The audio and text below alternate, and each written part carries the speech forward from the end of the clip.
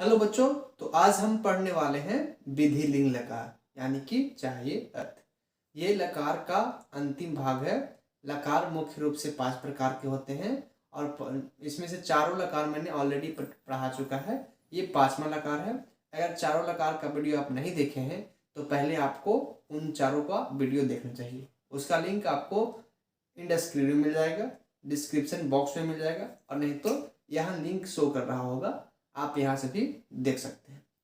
तो ये 5वां लकार है विधि लिंग लकार, जिसका हिंदी अर्थ होता है चाहिए अर्थ। चलिए इसे भी समझ लेते हैं।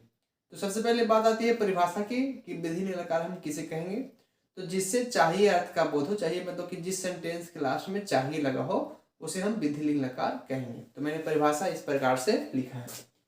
विधि लिंग लकार यानी कि चाहिए अर्थ, जिससे चाहिए अर्थ का बोध हो उसे विधि लिंग लकार कहते हैं। चाहिए अर्थ कहने का मतलब है कि जिस वाक्य के अंत में चाहिए लगा हो। जैसे कि मुझे पढ़ना चाहिए, मुझे पढ़ना चाहिए, तुम्हें जाना चाहिए, हमें खाना चाहिए, हमें सत्य बोलना चाहिए। तो जिस वाक्य के अंत में चाहिए लगा हो उसे संस्कृत में उसे अलग लकार का रूप दिया गया है, अलग लकार का नाम दिया गया है, और वो होता है विधि लिंग लकार।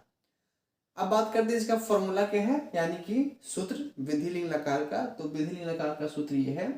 इसका सूत्र इस प्रकार से है। एत एताम एयु, ए एतम एत, एयम एव एम।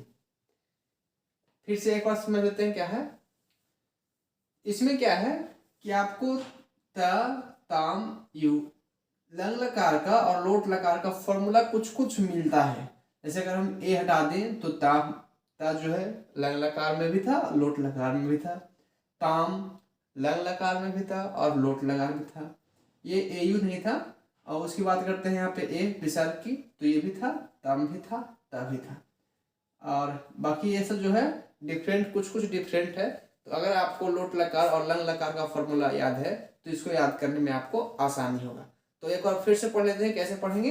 एत एताम एयु, ए एतम एत, एम एव और एम। ये है इसका सूत्र। मैंने कई बार बताया है कि आपको परिभाषा भले ही याद ना हो, लेकिन किसी भी प्रकार का सूत्र जो है बहुत ही इंपॉर्टेंट होता है, तो उसे याद जरूर कीजिएगा, क्योंकि इसी सूत्र के सहारे हम अनुवाद भी बनाएंगे और धातु रूप भी बनाते हैं। तो आइए धातु रूप भी बनाकर हम देख लेते हैं, सीख लेते हैं कि कैसे बनाया जाता है। तो मैंने यहाँ पे पठ धातु लिया है। पठ धातु, पठ मतलब होता है पढ़ना, और हम अभी इसका लोट लकार में, सॉरी विधि लिंग लकार में हम इसका रूप बनाने वाले हैं। तो चलिए सीख लेते हैं क्या होता है। बहुत ही सिंपल है, आप थोड़ा सा गौर से देखिएगा, ध्यान से देखिएगा, आपको बहुत ही आसानी से आ जाएगा। तो क्या है यहाँ पर, मैंने यहाँ सब में पठ पठ लिख लिया है, ताकि अभी हम पठ धातु का बनाने वाले हैं, तो पठ पठ जो है कॉलम को भर लिया है। अब हमें सिर्फ सूत्र को ऐड करना है इसमें। आइए सूत्र को ऐड करते हैं। तो पहला प्रथम पुरुष एक वचन में क्या है, पठ, और यहाँ प्रथम पुरुष एक वचन सूत्र क्या कहता है, एत। क्या कहता है, एत। तो हम इसके अंत में, इसके लास्ट में हम ऐड कर देंगे एत। तो अगर हम पठ को एत के साथ जोड़ेंगे तो हो जाएगा पठेत। एक की मात्रा ऊपर आ जाएगा और लास्ट में लग जाएगा त, हलंत वाला। ये हलंत है, हलंत वाला त लग जाएगा और हो जाएगा पठेत। इसी प्रकार से इसमें भी करना है। तो यहाँ पर द्विवचन का फॉर्मूला जो है द्विवचन में ही लगेगा। प्रथम पुरुष का है, प्रथम पुरुष के साथ ही लगता है। तो यहाँ पे है फॉर्मूला एताम, तो हम इसमें पठ में एताम लगाएंगे तो हो जाएगा पठेताम। एक ही मात्रा ऊपर और बाकी जो है लास्ट में जोड़ दिया जाता है। तो एत, पठेत, पठेताम। इसी प्रकार से एयु है, तो हम ऐड करेंगे तो हो जाएगा पठेयु। अब हम पढ़ेंगे इसको, हम ऐसे पढ़ेंगे पठेत, पठेताम, पठेयु। बिल्कुल आसान है, लास्ट में बस फॉर्मूला को ऐड कर देना है, बस ये जो है बनकर तैयार हो जाएगा। और एक ही मात्रा में नहीं बताया, ऊपर ऊपर चला जाता है, तो बस कुछ करना है नहीं, बस इसको जो है जोड़ देना है। बिल्कुल जोड़ की तरह है, जैसे आप मैथ बनाते हो, जोड़ते हो, उसी प्रकार से इसमें जोड़ देना है। आइए मध्यम पुरुष देख लेते हैं, मध्यम पुरुष का। तो इसमें है फॉर्मूला ए एतम एत। ए का इस्तेमाल जो है ऊपर चला जाएगा ए, और विसर्ग जो है नीचे रह जाएगा, तो हो जाएगा पठे। इसी प्रकार से पठेतम और पठेत। मैंने फॉर्मूला ऐड कर दिया, हो गया पठे, पठेतम, पठेत। इसी प्रकार से हम उत्तम पुरुष कर लेते हैं, तो हो जाएगा एयम एव एम। एयम है तो पठेयम, एव है तो पठेव, और एम है तो पठेम। इस प्रकार से ये बनकर तैयार है। पठ धातु का रूप जो है विधि लिंग लकार में बनकर तैयार है, और इसको हम ऐसे पढ़ेंगे, पठेत, पठेताम, पठेयु, पठे, पठेतम, पठेत, पठेयम, पठेव, पठेम।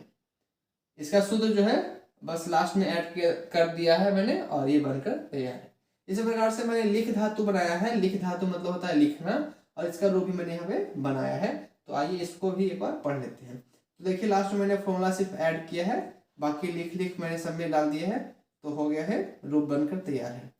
तो हम पढ़ लेते हैं क्या होगा। लिखेत, लिखिताम, लिखेयु, लिखे, लिखेतम, लिखेत, लिखेयम, लिखेव, लिखेम। इसी प्रकार से आप और अपने खुद से जो है धातु लिख सकते हो और उसको बना सकते हो, और इनफैक्ट बनाना चाहिए आपको, क्योंकि इससे आपको और ज़्यादा प्रैक्टिस होगा और समझने में और ज़्यादा आसानी होगा। मैंने यहाँ पे हिंदी भी लिखा है इसका, यहाँ पे मैंने गच धातु लिखा है, धातु बनाया है गच का, और साथ में मैंने हिंदी लिखा है। हिंदी इसलिए लिखा है ताकि इसका हिंदी समझने में आपको कोई दिक्कत ना हो।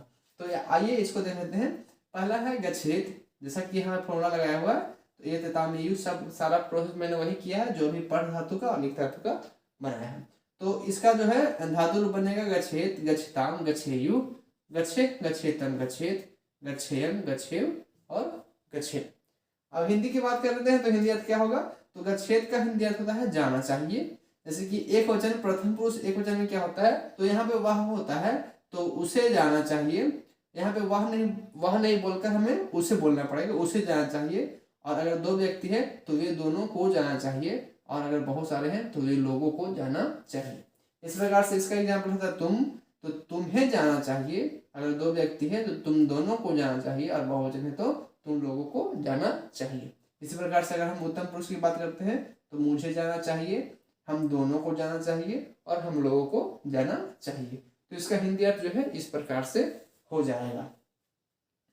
तो मैं आशा करता हूं कि आपको धातु विधि लिंग लकार का सूत्र और धातु दोनों समझ में अच्छे से आ गया होगा, और आप घर पे इसका प्रैक्टिस भी कर सकते हैं। अब बारी है अनुवाद की। तो आइए हम अनुवाद भी सीख लेते हैं, कैसे इसका इस्तेमाल अनुवाद में किया जाता है। तो अब हम विधि लिंग लकार का अनुवाद भी देख लेते हैं। अनुवाद बनाने से पहले मैं आपको बता दूं कि अगर आप मेरा वीडियो पहली बार देख रहे हैं तो चैनल को सब्सक्राइब कर लीजिए और बेल आइकन ऑल पर सेट कर लीजिए।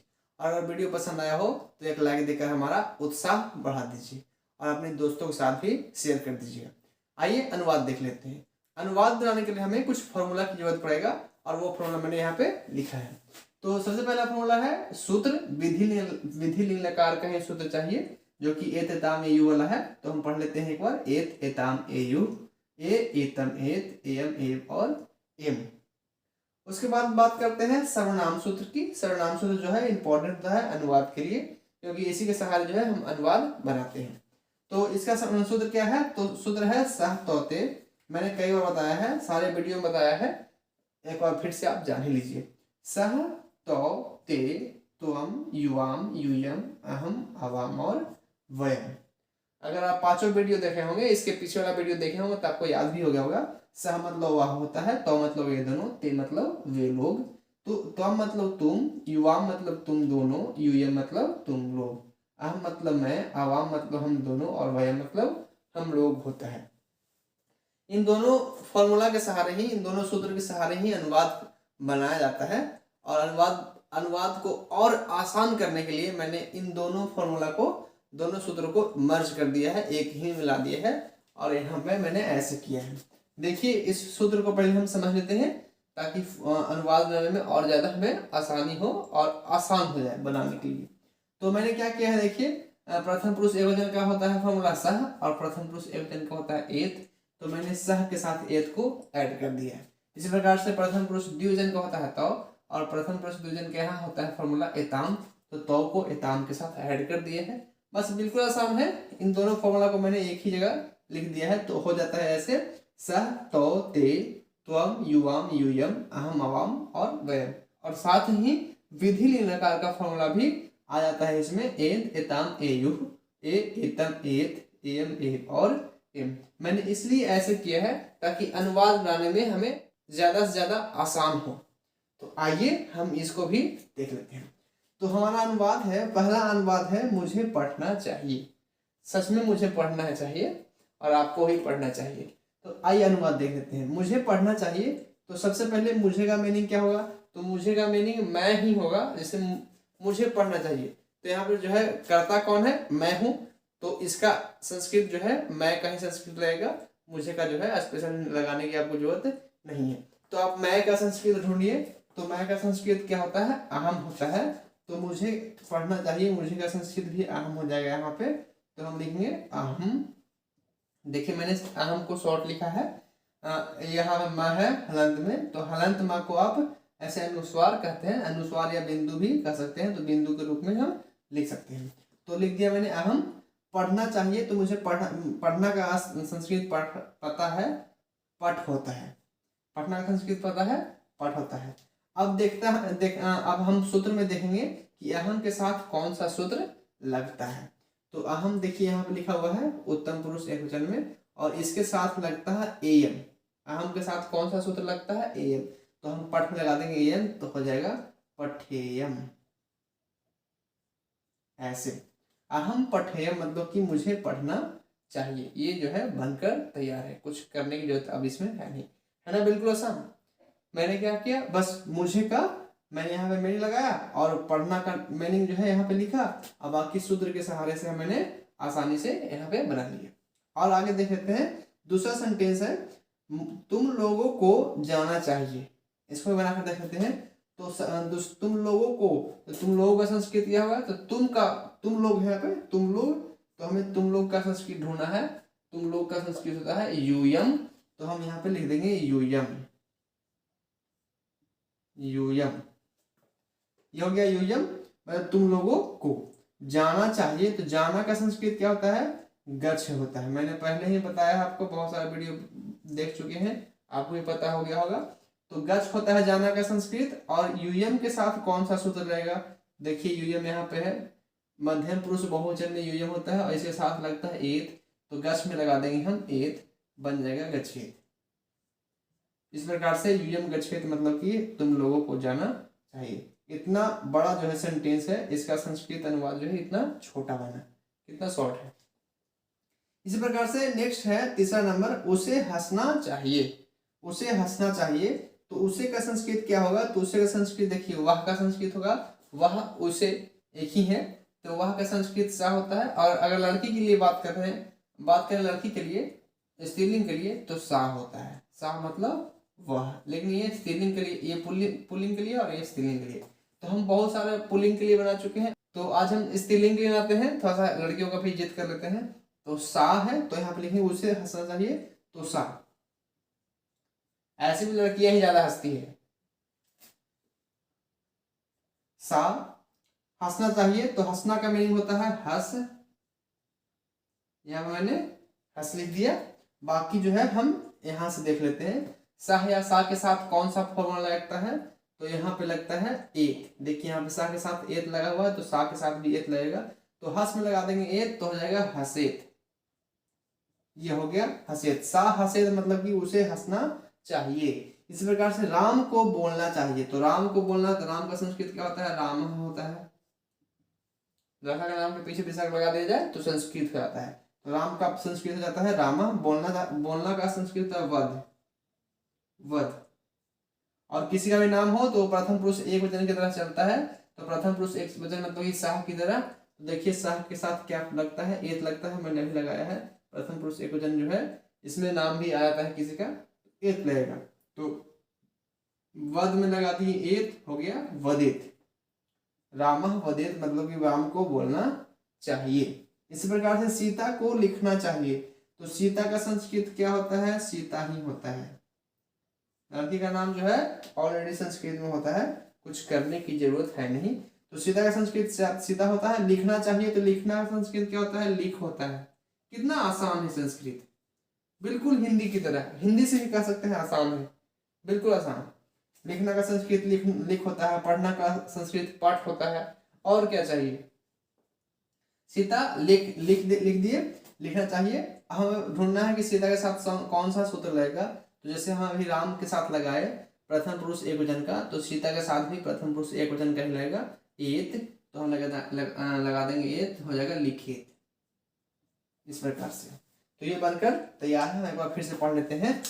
मुझे पढ़ना चाहिए मतलब क्या, हम पठेयम, तुम लोगों को जाना चाहिए यूयम गच्छेत, उसे हंसना चाहिए सा हसेत, राम को बोलना चाहिए रामः वदेत, सीता को लिखना चाहिए सीता लिखेत। क्या बात है। तो इस प्रकार से हमने विधि लिंग लकार का अनुवाद भी सीख लिया है। इसका मैंने धातु रूप सीखा, सूत्र जाना और अनुवाद भी सीख लिया। और ये लास्ट था लकार का पार्ट। तो लकार पूरी तरह से खत्म हो चुका है। अगर लकार का आप वीडियो पूरा नहीं देखे हैं तो आप, मैं एक बार फिर से बोल रहा हूँ आपको, इसका लिंक आपको डिस्क्रिप्शन बॉक्स में मिल जाएगा। आप पांचों लकार का वीडियो जो है डिटेल से देख सकते हैं और अनुवाद और धातु रूप दोनों जो है आप आसानी से सीख सकते हैं। और अगर वीडियो पसंद आया हो तो एक लाइक देकर हमारा उत्साह बढ़ा दीजिए और अपने दोस्तों के साथ शेयर करना बिल्कुल मत भूलिएगा, क्योंकि जैसे आप सीख रहे हो आपके दोस्त का भी अधिकार बनता है कि वो भी अच्छी शिक्षा प्राप्त कर सके और संस्कृत का जो है थोड़ा सा महत्व बढ़ा सके। और नेक्स्ट वीडियो आप किस टॉपिक पे जाते हैं, व्याकरण के कौन सा टॉपिक पे मैं वीडियो बनाऊं, आप कमेंट में नीचे जरूर लिखिएगा। और अगर वीडियो पसंद आया हो तो अपने दोस्तों के साथ फैला दीजिए, पूरा एकदम गर्दा फैला दीजिए। तो वीडियो को अंत तक देखने के लिए, वीडियो को इतना सारा प्यार देने के लिए आपका तहे दिल से धन्यवाद। फिर मिलते हैं एक नए वीडियो में एक नए टॉपिक के साथ। तब तक के लिए बाय। जय हिंद।